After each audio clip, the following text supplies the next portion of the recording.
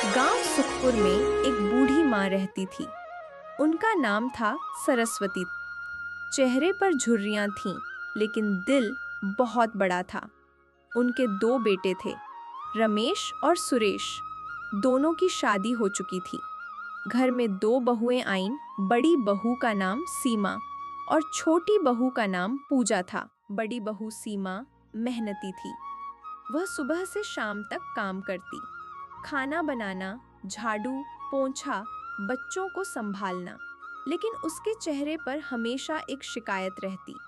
वह अक्सर कहती, मैं ही सारा काम करती हूँ, कोई मेरी कद्र नहीं करता। छोटी बहू रानी सुबह में पूजा करती और अपना काम मन से करती। एक दिन उसकी सास बीमार हो गई। तभी बड़ी बहू सीमा अपना सारा काम करके आती हैं और कहती हैं, मुझे अपने बच्चों का ख्याल रखना है, तो मैं ज्यादा टाइम नहीं दे पाऊंगी। और गुस्सा होकर बाहर चली जाती है। रानी दिन भर सास के पास बैठकर उनकी देखभाल करती है। यह बात जब उसके पति को पता चलता है तो वह उदास मन से आता है और कहता है, माँ, आप चिंता ना करो, सब ठीक हो जाएगा। दोनों बहुएं आपकी सेवा करेंगी। तो बड़ी बहू सीमा वहां से चली जाती हैं। बताओ कहाँ से सासू माँ का दवा कराएंगे? हमारे पास तो पैसा ही नहीं है।